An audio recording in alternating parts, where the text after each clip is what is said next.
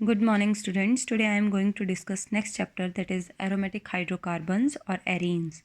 इसकी बेटा नेमिंग आपको मैं पहले भी बता चुकी हूँ। बेंजीन, अगर बेंजीन के ऊपर मिथाइल लग गया तो टॉल्वीन, अगर 2 लग गए तो उसको ऑर्थोजाइलिन बोलते हैं। 2 अगर पैरा पोजीशन पे लग गए तो पैराजाइलिन, अगर मेटा पे तो मेटाजाइलिन। That's all.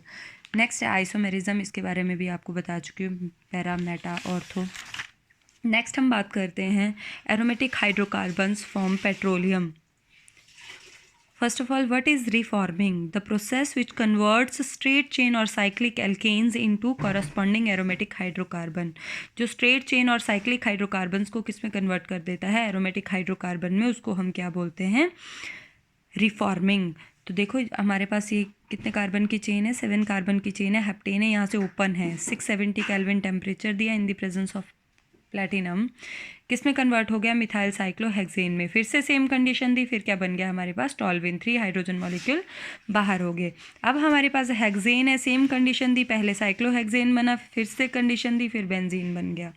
मतलब जब हम ये कंडीशन देंगे तो हाइड्रोजन का रिमूवल होता चला जाएगा और हमारे पास एरोमेटिक हाइड्रोकार्बन बन जाएंगे।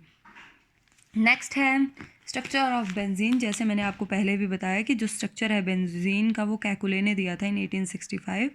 Kekulé suggested a hexagonal structure of benzene composed of 6 carbon atom with 1 hydrogen atom attached to each of the carbon atom. In order to satisfy the 4th valency of each carbon atom, he suggested the presence of double bond at the alternate position in the ring. तो alternate position पे कहते हैं double bond present होता है, acetylene से बना सकते हैं इसको, इस तरीके से बेंजीन रिंग बन जाती है। ठीक है, कैकुले का स्ट्रक्चर मैंने आपको पहले भी बता दिया है।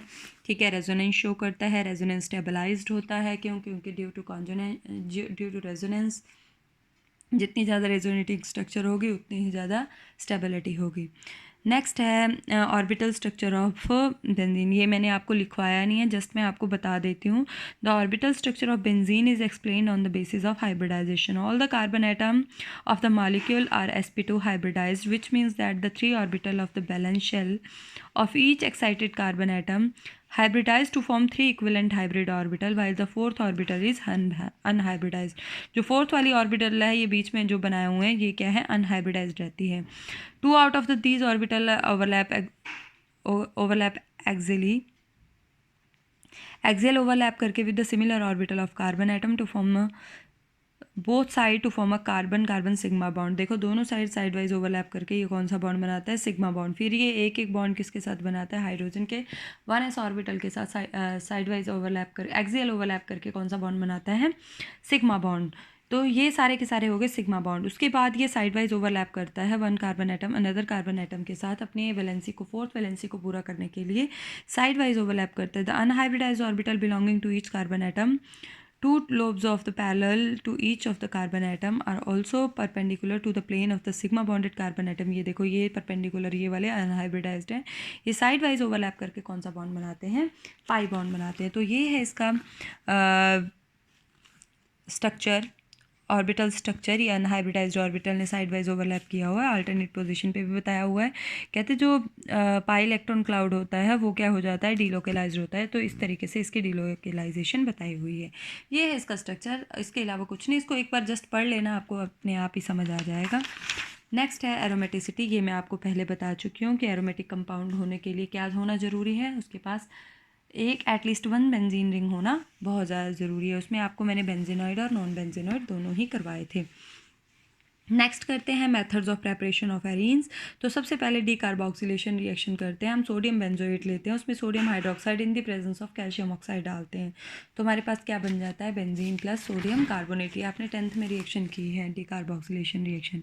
अब ये हम रिंग के साथ कर रहे हैं। नेक्स्ट है, अगर हम फिनोल को जिंक डस्ट की प्रेजेंस में हीट करते हैं तो फिनोलिक ग्रुप को जिंक ले जाता है, हाइड्रोजन यहाँ पे ऐड हो जाता है, तो क्या बन जाता है? रिंग बेंजीन बन जाती है। अगर हम acetylene alkyne 3 molecule of alkyne को रेड हॉट कॉपर ट्यूब में डालते हैं तब भी हमारे पास किसकी प्रेपरेशन होती है बेटा?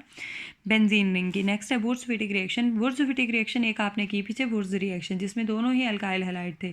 इसमें एक एराइल और दूसरा कौन सा? एल्काइल हैलाइड है। सोडियम की प्रेजेंस में ड्राई ईथर की प्रेजेंस में क्लोरीन को सोडियम ले जाएगा, यहाँ कौन सा ग्रुप लग जाएगा? मिथाइल। नेक्स्ट है सल्फोनेशन स्टीम डाली हमने, बेंजीन सल्फोनिक एसिड लिया। अगर बेंजीन सल्फोनिक एसिड में आप स्टीम देते हो तो आपके पास बेंजीन बनता है और साथ में H2SO4 बन जाता है। इसी तरीके से अगर आप फिनाइल मैग्नीशियम ब्रोमाइड लेते हो, आइसोप्रोपाइल ब्रोमाइड डालते हो, हीट करते हो in the presence of ether, तो आपके पास आइसोप्रोपाइल बेंजीन और साथ में मैग्नीशियम ब्रोमाइड बनता है।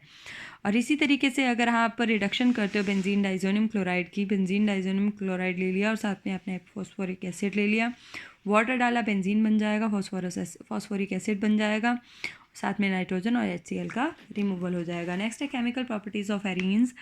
केमिकली प्रॉपर्टी में सबसे पहली रिएक्शन है सब्स्टिट्यूशन रिएक्शन, जिसमें 1 hydrogen atom is replaced by any halogen या एनी एटम और ग्रुप ऑफ एटम। हमने क्लोरीनेशन कर दी LCl3 और FeCl3 के प्रेजेंस में, 310 to 320 केल्विन टेम्परेचर दिया, तो यहाँ का जो एक H है वो Cl के साथ HCl बना देगा, एक Cl यहाँ जुड़ जाएगा। इसी तरीके से ब्रोमिनेशन में LBr3 और FeBr3 डालेंगे।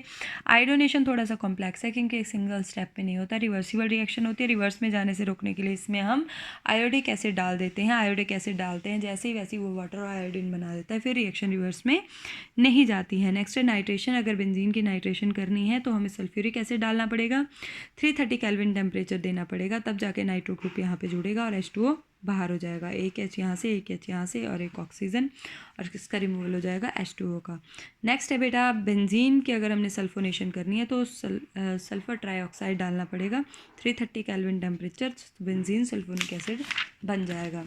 नेक्स्ट अगर हम बात करते हैं एल्काइलेशन और एसाइलेशन की, तो very very important reaction what is Friedel craft alkylation और एसाइलेशन। ध्यान से समझना, जब रिंग के ऊपर एल्काइल ग्रुप लगे तो एल्काइलेशन, जब रिंग के ऊपर एसाइल ग्रुप लगे तो एसाइलेशन।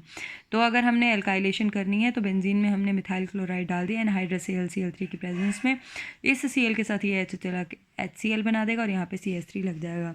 और एसाइलेशन करानी है तो हमने एसिटाइल क्लोराइड ले लिया, ये H के साथ ये Cl चला जाएगा, COCH3 इसके ऊपर लग जाएगा, क्या बन जाएगा, एसीटोफिनोन बन जाएगा। ये दोनों ही रिएक्शन बहुत इंपॉर्टेंट है, एल्काइलेशन और एसाइलेशन का मतलब समझ लो पहले। नेक्स्ट है एडिशन रिएक्शन। अगर हम हाइड्रोजन की एडिशन करते हैं निकल प्लेटिनम की प्रेजेंस में तो बेंजीन से हेक्सेन बन जाएगा, साइक्लोहेक्सेन। एडिशन ऑफ हैलोजन इन, इसमें अगर क्लोरीन का एडिशन करते हैं in the presence of sunlight तो BHC बन जाएगा, बेंजीन हेक्सा क्लोराइड बन जाएगा। तो नेक्स्ट है ऑक्सीडेशन रिएक्शन। अगर हम रिंग की ऑक्सीडेशन करते हैं वेनेडियम पेंटाऑक्साइड की प्रेजेंस में तो मैलिक एसिड बनता है, फिर से उसको हीट करते हैं तो मैलिक एनहाइड्राइड बन जाता है। इसी तरह से अगर हम ऑक्सीडेशन करते हैं एल्काइल साइड चेन की, बेंजीन टॉल्विन है हमारे पास, ऑक्सीडेशन करते हैं तो टॉल्विन से बेंजोइक एसिड बन जाता है। अगर हम ज़ाइलिन लेते हैं, इसकी ऑक्सीडेशन करते हैं, ऑक्सीडेशन करनी है पोटाशियम डाइक्रोमेट की प्रेजेंस में, तो जहाँ पे भी CH मिथाइल ग्रुप लगा होगा वहाँ पे कार्बोक्सिलिक ग्रुप बन जाएगा और वाटर का क्या हो जाएगा, रिमूवल। नेक्स्ट है इसी तरीके से अगर हम ये लेते हैं तो एक बेंजोइक एसिड बना देगा, दूसरा कार्बन डाइऑक्साइड वाटर का रिमूवल कर देगा। अगर हम इसमें कंडीशन क्रोमाइल क्लोराइड डालते हैं, ऑक्सीडेशन करते हैं तो एल्डिहाइड बनेगा। ऊपर बेंजोइक एसिड बन रहा है डायरेक्ट पोटाशियम डाइक्रोमाइड की प्रेजेंस में, क्रोमाइल क्लोराइड की प्रेजेंस में एसिटाल्डिहाइड बन रहा है। नेक्स्ट है ओजोनोलिसिस। जहाँ जहाँ पे डबल बॉन्ड है वहाँ पे ओजोन का एडिशन हो जाएगा तो हमारे पास एंड में प्रोडक्ट बनेगा ग्लाइऑक्साइड। तो ये हो गया आपका चैप्टर फिनिश, ख़त्म हो गया। अभी एक टॉपिक और रहता है वो मैं आपको बाद में समझाती हूँ।